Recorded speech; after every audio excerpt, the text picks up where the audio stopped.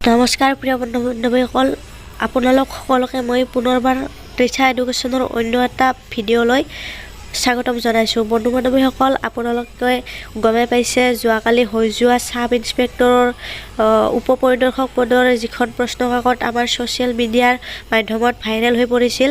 তাৰপিছত যিসকল ল'ৰা-ছোৱালীয়ে যিসকল কেণ্ডিডেটে এই এক্সামটো দিছিলে তেওঁলোকে বহুতে ছ'চিয়েল মাধ্যমত কৈ আছিলে যে ৰি-এক্সাম হ'ব লাগে বা ৰি-এক্সাম হ'ব নেকি।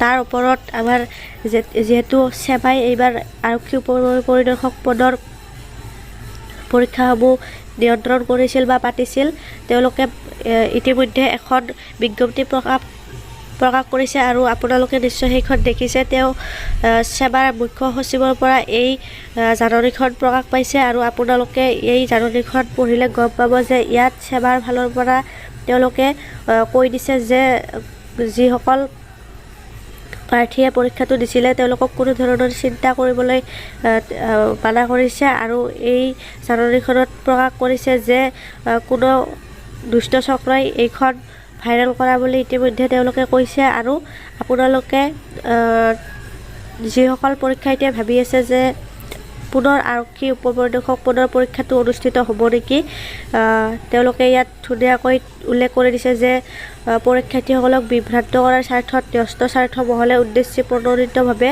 একাংশ প্ৰশ্নকাকত সামাজিক মাধ্যমত ভাইৰেল কৰিব পাৰে। সেয়েহে প্ৰাৰ্থীসকলক আমি আশ্বাস প্ৰদান কৰোঁ যে প্ৰচাৰ হোৱা এনে বা-বাতৰিৰ দ্বাৰা বিভ্ৰান্ত হ'ব নালাগে। যিহেতু সুকলমে পৰীক্ষা অনুষ্ঠিত হৈছে, উপযুক্ত সময়ত ফলাফলো ঘোষণা কৰা হ'ব। অৰ্থাৎ তেওঁলোকে প্ৰকাশ কৰিছে যে সুকলমে পৰীক্ষাটো হৈ গৈছে আৰু ইয়াৰ উপযুক্ত ৰিজাল্ট সময়মতে ঘোষণা কৰা হ'ব। অৰ্থাৎ আপোনালোকৰ বাবে এইটো বহুত বেছি ভাল খবৰ। আপোনালোকৰ পৰীক্ষা অনুষ্ঠিত নহয়, আপোনালোকক সময়মতে তেওঁলোকে ফলাফল ঘোষণা কৰাৰ আশ্বাস দিছে। আৰু ইতিমধ্যে আপোনালোকে গমে পাইছে নিশ্চয় এই পেপাৰ লিকেজৰ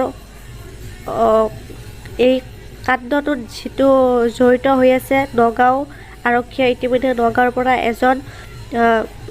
এজন ব্যক্তিক আটক কৰা বুলিও ইতিমধ্যে তেওঁলোকে সংবাদ মাধ্যমত জানিবলৈ দিছে।